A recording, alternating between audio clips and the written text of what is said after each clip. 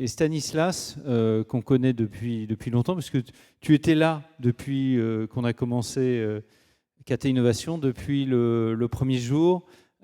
Tu as participé finalement au premier investissement et après à mettre en place un partenariat formidable avec Cardiff qui porte ses fruits.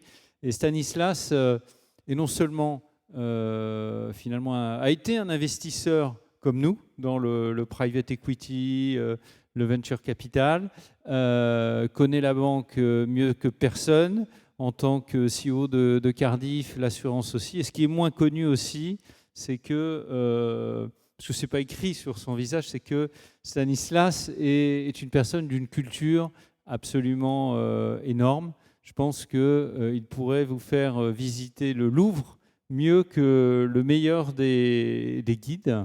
Et donc, il a ce recul sur les individus, ses connaissances sur voilà, culturelles, sur les civilisations, etc., qui peut permettre d'aller au-delà de la technique, au-delà de tout, et d'envisager des tendances qui sont contre-intuitives, auxquelles personne ne pense. Donc, c'est un grand plaisir de pouvoir échanger avec Stanislas sur ce sujet. Peut-être tu pourrais dire quelques mots sur ce qu'on fait ensemble, et puis peut-être te représenter, parce que, pour que tout le monde te connaisse encore mieux. Après ce qui a été dit, je vais vous dire que j'aime aussi le cyclisme, ce qui fait un peu beauf en France, mais j'adore ça. Regardez les courses de vélo, c'est juste pour aller à l'autre extrême de ce que dit Denis. Et puis, en fait, ça n'est heureusement pas que moi, mais c'est effectivement Cardiff qui a un partenariat très long, puisque on a fait aussi partie des premiers, enfin, du premier wagon de soutien du fonds d'Edouard Edmingpo en 2008. Donc, ça fait effectivement une histoire qui commence à être longue, pour notre plus grand bonheur, parce qu'elle se traduit par des succès cumulatifs.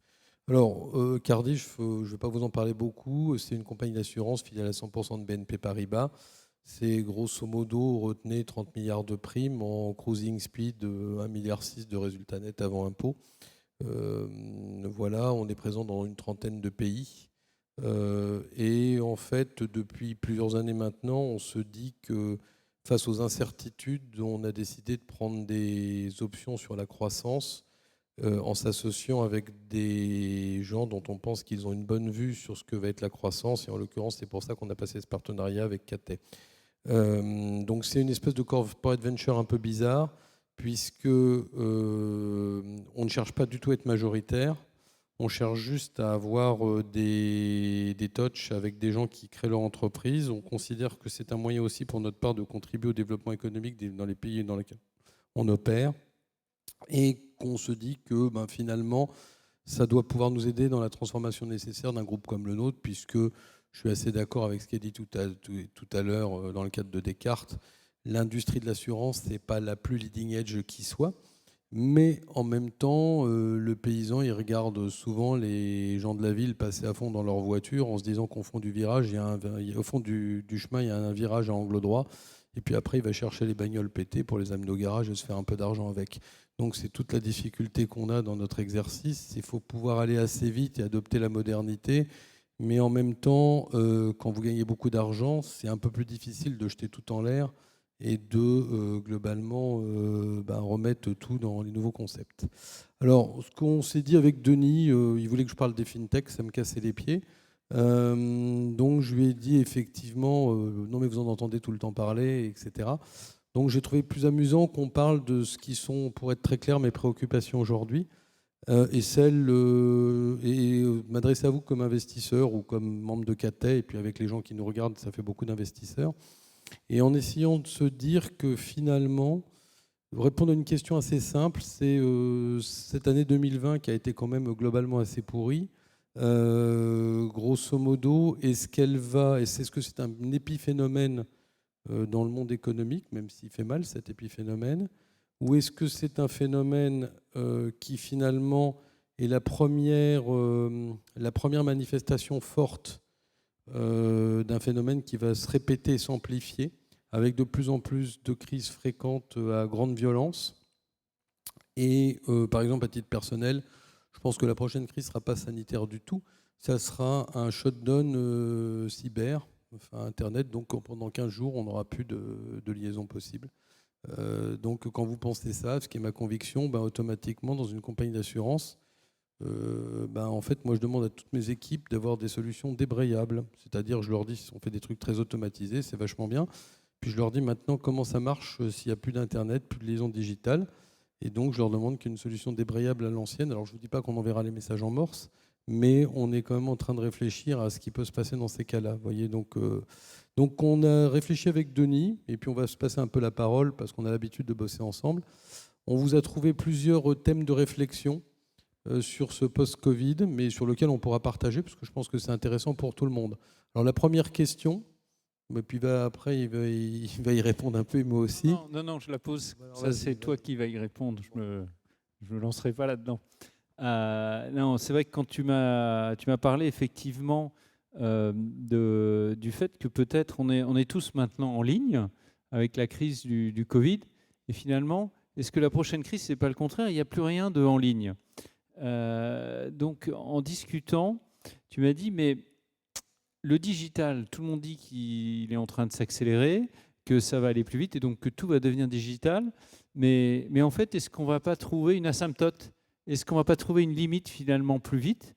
On va s'apercevoir que la digitalisation est plus limitée qu'on le croit. Ça je t'ai tout de suite répondu, ben non, puisqu'il y a la 5G, puisqu'on va avoir notre téléphone sur nous, tout va être automatisé, on va tout avoir qui vient sur soi très très vite, et donc on va aller dans une quasiment digitalisation totale, où on sera servi avant même de savoir ce qu'on veut.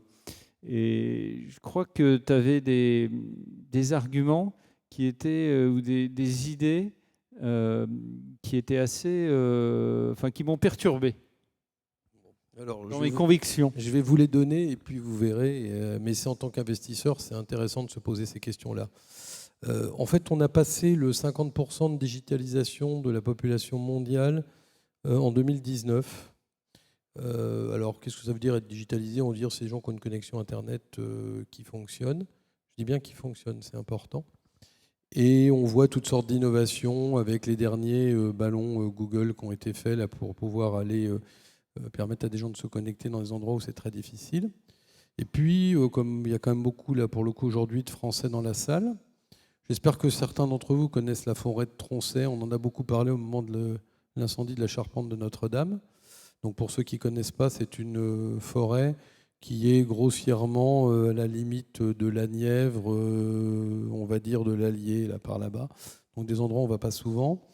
Et donc, si vous la traversez, au demeurant, elle est très belle et c'est la bonne saison parce qu'il y a les gars qui cherchent les champignons là en ce moment, sans compter ceux qui chassent. Mais par contre, pendant 25 km, vous n'aurez rien, pas de connexion. Vous serez à l'ancienne, votre GPS ne marchera plus, il n'y aura plus rien qui marchera parce que les gars, ils ne vont pas mettre des bornes.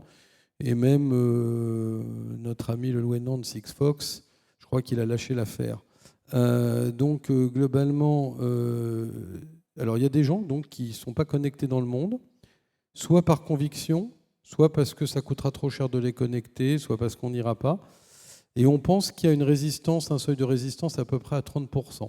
C'est-à-dire entre ceux qui vont dire que ça leur fait mal à la tête, qui ne veulent pas être connectés, ceux qui, globalement, seront dans des zones du globe non touchables.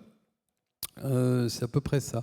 Donc ce que je disais à Denis, c'est le Covid a accéléré probablement l'usage du digital intensif, pas forcément la connectivité, mais le nombre de gens connectés, mais l'usage que ces gens ont fait le temps qu'ils ont passé en connexion. La question, c'est cette accélération, finalement, est-ce qu'elle ne nous a pas fait gagner 1-2 ans, mais est-ce qu'elle a repoussé l'asymptote? J'en suis pas sûr. Et donc, on passe notre temps à faire des investissements avec ce paradigme qui est tout va se digitaliser dans tous les côtés. Moi, je me dis qu'on va rentrer dans un monde où on va devoir muscler la deuxième jambe, qui est la jambe humaine, par rapport à la jambe digitale, et que dans les prochaines années, il n'est pas improbable qu'en matière d'investissement, en matière d'intérêt, en matière de succès, on regarde avec des yeux un peu différents les business qui vont remettre beaucoup d'humanité, beaucoup de contact humain. Hein, c'est un peu comme l'histoire, quand vous avez le téléphone, tapez 1, tapez 2, tapez 3, au bout d'un moment ça énerve, et ça ne coûte pas plus cher d'avoir une hôtesse qui répond qui remplace 1, 2, 3, contrairement à ce qu'on pense, et ça fait une impression un peu différente. Donc ça, c'est une première question sur la limite de l'hyperdigitalisation.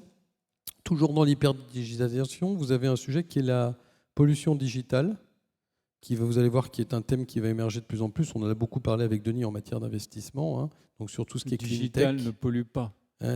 Tout ce qui est clean tech, les risques de gens qui vont attaquer d'autres parce qu'ils vont dire que ça va être l'asbestos des années 2020. À cause de vous qui êtes mon employeur, parce que vous avez foutu du Wi-Fi à outrance, j'ai pris un cancer du cerveau. Allez le prouver, ne pourra pas le prouver, il y aura des études, c'est à peu près la même histoire qu'on a eu pendant longtemps pendant l'amiante. Donc nous, on est très vigilants là-dessus. Je ne peux pas dire que je pense que ça ne va pas se produire. Donc en gros, ma première réaction est de dire aujourd'hui, dans le post-Covid, je pense que derrière, là, je pense qu'on est en train de se rapprocher plus vite qu'on avait prévu de l'asymptote. Et pour vous et nous, les investisseurs, se poser la question de finalement, est-ce qu'on s'est débrayé ou pas. Donc c'est une thèse très personnelle. Mais qui est un peu foot for thought, voilà, qu'on vous soumet et sur laquelle vous pourrez réagir. Je te laisse parler de la seconde. Absolument. À force de discuter, il y a un point aujourd'hui au niveau de l'impact et de l'ESG qu'on n'a pas adressé. Parce qu'on a effectivement dit que on se lançait là-dedans, qu'on avait des convictions, qu'on pensait que les entrepreneurs qui, d'ailleurs, ne prenaient pas en compte ce thème se trompaient. Donc, il s'agissait vraiment des bons sujets. Mais par contre, aussi, en tant qu'investisseur, à la fin, on peut se demander quel est l'impact réel sur la valeur finale de tous ces critères CSR. Donc, est-ce qu'aujourd'hui aussi, on évalue finalement en termes purement financiers tous les entreprises, il y a des cash flows, etc. Mais on sent bien que demain, on va les évaluer aussi un peu différemment, qu'on va avoir ces critères. Et donc, on a un peu échangé sur le type de critères, sur finalement là où pouvait aller le monde en termes de valorisation des entreprises, etc. Donc, pour aller un peu plus loin que ce que dit Denis, le sujet est simple, c'est qu'il y a, je ne sais pas, 30 ans, vous évaluez une boîte à la progression de son chiffre d'affaires. Après, on s'est intéressé à la progression de sa marge. Après, on a commencé à s'intéresser de manière un peu plus sophistiquée, on va dire, et je simplifie le discours, à son résultat net ou à des méthodes d'évaluation de type DCF. Et puis après, on est allé chercher donc du return on equity assez classiquement, etc. Donc j'apprends rien à personne. La question, ça va être quoi le nouveau multiple? Donc on voyait qui va venir décomposer le geste pour intégrer toute la partie impact dont on voit qu'elle est devenue prééminente, puisque vous avez vu qu'aux États-Unis, il y a des gens qui se sont fait virer de conseil d'administration parce que les actionnaires trouvaient qu'ils n'en faisaient pas assez. Et donc, globalement, ça va être quoi le critère synthétique pour mesurer l'impact? Et du coup, les critères, quand on va investir, qu'on va devoir anticiper aujourd'hui, parce que si dans 5 ans, ces critères sortent, bien entendu, si on ne les a pas anticipés, ça peut considérablement fausser ou faire changer la valorisation des investissements qu'on aura réalisés dans nos livres. Donc, j'ai malheureusement pas la réponse, hein, on bosse dessus, on réfléchit à pas mal de choses. Donc, le plus tangible aujourd'hui, c'est l'indice carbone, hein, donc le zéro carbone. Mais on voit que ce n'est pas assez, puisque vous n'appréhendez pas les comportements humains, vous n'appréhendez pas un certain nombre d'éléments d'environnement. Donc là encore, un foot for thought, je pense que ça va devenir de plus en plus important. Je pense qu'on va bientôt voir un gars qui va pouvoir se battre pour le prix Nobel d'économie, qui va faire quelques thèses ou quelques approches là-dessus. Et donc, même message, c'est même s'il n'y a pas de normes, même s'il n'y a pas de métrique totalement établie, je pense que c'est un sujet qu'il faut tout de suite prendre en compte dans les environnements, dans la manière dont on investit, parce que je pense qu'à la valeur de revente, surtout pour du VC qui fait du cycle assez long, je doute fort qu'en 2025, 26, 27, on n'ait pas une norme et des critères qui soient pris en compte au moment où on voudra générer les sorties. Donc voilà ce que ça couvre. Et voilà un peu, si vous voulez, les soucis de préoccupation, nous, qu'on a en tant que Cardiff aujourd'hui. C'est-à-dire se demander comment, synthétiquement, on va intégrer une mesure réelle d'impact. Merci. Et une question aussi qu'on pourrait se poser avec la journée, puisque avec KT Innovation, on a les startups, l'investisseur, les grands groupes, et il y en a une sorte de convergence et de changement entre les startups, les grands groupes et de révolution industrielle. Et à la limite, si je veux être volontairement provocateur, on peut imaginer que bien connecté, avec tout ce qui va bien, peut-être que une société de 60 personnes peut, je ne sais pas moi, dans 5 ans, réaliser autant de chiffre d'affaires qu'une société de 10 000 personnes. Donc c'est totalement... D'ailleurs, on a vu certaines de nos startups comme Pinduoduo le faire. Donc avec tout ça, quel avenir pour les grands groupes? Quel monde organisé entre grands groupes, PME, start-up, etc. Enfin, et organisation du travail. Je pense que ça, c'est vraiment un des thèmes intéressants dans les années à venir. Alors là, pareil, l'idée, et on a fait un investissement donc avec Denis et Jackie dans une start-up qui a été faite par le fondateur de Cabify. En fait, le concept est simple, c'est que vous prenez les grands groupes, ceux des grands indices boursiers. Le post-Covid, là, les New Ways of Working, au départ, les New Ways of Working, c'était surtout behavioral. Vous mettiez un baby-foot et puis vous expliquiez aux gens qu'ils allaient vivre comme dans une start-up. Et puis voilà, ça faisait un peu de trucs. Ils avaient Casual Friday tous les jours. Bon, voilà.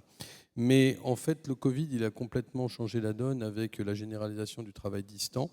Il y a certaines entreprises, vous l'avez vu, où les gens ne sont même pas revenus au travail depuis le début, les premières vagues de confinement. Les grands boîtes de tech américaines, elles disent alors que leurs gens rentreront de tête, j'en sais rien, en février, en mars 2021, les Salesforce et autres. Et donc, globalement, le développement de ce distant working, qui se fait très bien, qui fait que vous travaillez presque mieux de chez vous qu'au boulot. Alors, c'est très transactionnel. Par rapport, il n'y a plus l'informel, mais c'est très transactionnel, mais ça vous le subissez, vous voyez tous, j'imagine. Eh bien, cet effet-là fait que peu à peu, on va exploser la structure de l'entreprise telle qu'elle avait été conçue au XIXe siècle, beaucoup, et très pyramidale et renforcée au XXe. Et en fait, une des visions que j'ai, c'est que sur une boîte, je vais prendre un index qui est basique de 10 000, je pense qu'on ne gardera dans l'entreprise que 2000 personnes. Elle aura ensuite un deuxième cercle avec des gens de l'entreprise qui seront, si vous voulez, spin-offés, en taille beaucoup plus petite, selon leurs expertises, et qui pourront travailler pour cette boîte-là et puis nous deux boîtes. Et ça sera des TPE, des TPE+. Et les gens ne voudront pas s'embêter parce qu'ils vont dans des structures où tout le monde se connaît. Ils éviteront les couches de bureaucratie dès que vous passez à un stade un peu important de nombre de personnes.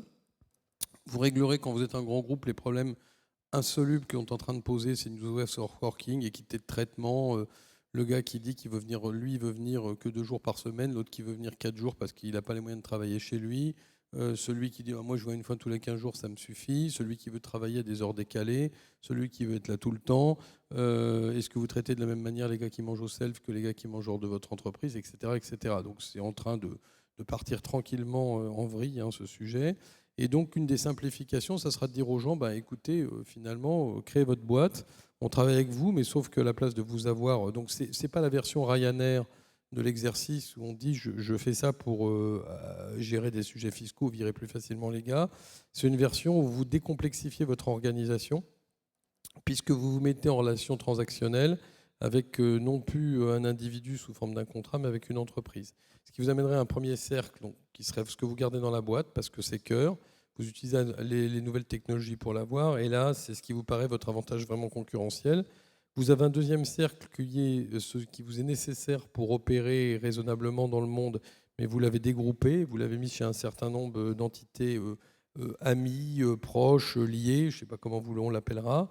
Et puis vous aurez probablement un troisième cercle qui existe un peu déjà, qui sont les gens que vous utilisez ponctuellement en cas de besoin, sur lequel vous n'avez pas un flot continu. Ce qui fait qu'un groupe de 10 000, vous aurez peut-être 2 000 au cœur, vous aurez 3 500, 4 000 en petite entreprise, et puis vous aurez le reste en ponctuel. Avec un avantage, c'est que vous n'aurez plus à gérer des consistances de rémunération, que vous n'aurez plus à gérer des évolutions de talent, puisque par définition, ces sujets bougeront. Ça veut dire que si on fait ça, à nouveau comme investisseur, ça pose 2 sujets. Est-ce que ces grands groupes qui vont peut-être du coup s'exploser continueront à garder leur force de frappe financière et pourront agglomérer des nouvelles boîtes et gérer les sorties, puisqu'une grande partie des sorties se fait souvent par achat de grands groupes ou la bourse, mais pas que la bourse. Donc ça, c'est une première question que ça nous pose.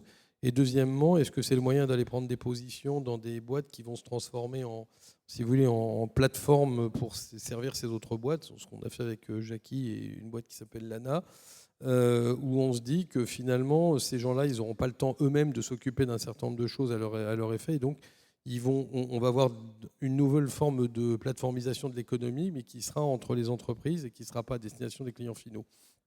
Donc ça, c'est un sujet que je trouve assez intéressant, qui vient à nouveau dans l'étape d'après. Donc il ne s'agit pas d'investir dans des tiers-lieux ou dans je ne sais pas quoi, il s'agit de se demander si finalement on n'est pas à l'aube d'un moment où la structure bien connue de fonctionnement, encore une fois, de l'entreprise ne va pas évoluer très fortement dans les 5-15 prochaines années. Merci. On n'a pas fumé de substances illicites avant la réunion, je précise ça. Qu'est-ce que ce serait si on l'avait fait ? Bon, pour finir, je dirais qu'après tout ça, moi j'ai un ami, Richard Tobacco-Walla, qui est assez connu dans le monde de l'advertising, qui a écrit un livre qui a eu beaucoup de succès dernièrement, qui s'appelle « Restoring the Soul of Business ». Avec tout ça, quelle est la place de l'humain ? Comment est-ce que on peut, avec tous ces changements technologiques, ça peut être Covid, organisation, infrastructure, comment tu sens l'évolution de la place de l'humain dans tout ça ? Alors, je l'ai un peu dit, je suis un optimiste forcené. Donc je pense que globalement, on va avoir une correction à un moment donné, c'est-à-dire on va remettre de l'humain, ne serait-ce que parce que les gens vont, pour des raisons de survie, vont réagir, vont rechercher à remettre de l'humain dans les choses. Je suis très loin de l'anecdote, vous savez, que vous avez dû entendre, qui se racontait il y a 2-3 années beaucoup, au moment de... On pensait que tout était automatisé. C'était l'histoire, si vous voulez, de dire qu'à terme, il n'y aurait plus que 2 personnes, 2 êtres vivants dans les usines, un homme et un animal, enfin un homme et un chien. L'homme, ça serait le gardien, il serait là pour surveiller les machines, et le chien, il serait là pour surveiller l'homme. Et donc, globalement, j'y crois pas du tout. Je pense que globalement, comme toujours, on va s'approprier ces révolutions technologiques, et puis on va trouver d'autres moyens d'opérer. Et je pense que depuis toujours, si vous regardez bien les innovations, les inventions, la deuxième jambe de l'homme, là, celle qui est la jambe humaine, la jambe relationnelle, la jambe sociale, elle va se redévelopper. Ceci dit, j'en ai pas parlé à Denis, j'ai été très perturbé parce que par une émission que j'écoute régulièrement le samedi matin sur France Culture, alors ok, je reconnais, c'est pas forcément grand public, mais qui s'appelle, pour ceux qui connaissent, Concordance des temps, qui est une émission quand même assez géniale, ça se podcast très facilement. Donc il y a 15 jours, ils ont interrogé quelqu'un qui est un chercheur, je suis désolé, j'ai oublié son nom, et la théorie de cet homme, c'est de dire finalement que ce qu'on vit là avec les confinements, c'est juste un mouvement qui a commencé en gros depuis la fin de l'homme préhistorique, puisque finalement, une de ces grandes théories, c'est de dire que globalement, l'homme préhistorique, dès lors qu'il a commencé à cesser d'être dans une approche de cueillette et qu'il a commencé à se sédentariser, il a finalement accepté le principe du confinement. Et puis que de peu à peu, il s'est confiné dans la ville, et peu à peu, il s'est mis des règles, et peu à peu, etc. etc. Donc, pour répondre, je suis quand même très naturellement optimiste, et je pense que globalement, on va rééquilibrer le mouvement. Mais en même temps, j'ai un petit warning quand même avec tout ça, c'est le fait qu'effectivement, et je pense que ce qui sera la réaction de l'homme, c'est que le digital, si on le pousse à l'extrême, il va priver les gens de liberté. Et donc, du coup, globalement, il y a une forte probabilité qu'à un moment, il y ait ce petit coup de reflux. où les gens réagissent, où l'humanité réagira pour reprendre un peu de la liberté et minimiser tous ces contrôles et minimiser le fait qu'à tout moment, même si c'est pour le bien général, les gens vont se sentir un peu pris comme ça. Donc voilà, donc je conclurai sur ce thème en disant que je suis complètement convaincu que l'humain va prendre de l'importance. En tant qu'assureur, pour nous, c'est notre matière première, l'homme, donc on se considère comme très engagé sur le fait de donner de plus en plus de poids à l'humain et justement de compenser le poids technologique par du poids humain. Et puis je pense que vous, dans la salle, vous voyez bien qu'il y a quand même des enjeux qui dépassent pour le coup la rentabilité financière et qui sont des vrais enjeux sociétaux. Et je nous fais assez collectivement confiance pour un moment ne pas aller trop loin. Eh bien, merci. C'était le quart d'heure de philosophie. Et comme nous, chez KT, on met toujours l'homme au centre et la femme au centre de tout ce qu'on fait, ça ne nous pose pas de problème. C'est la personne du digital qui te le dit.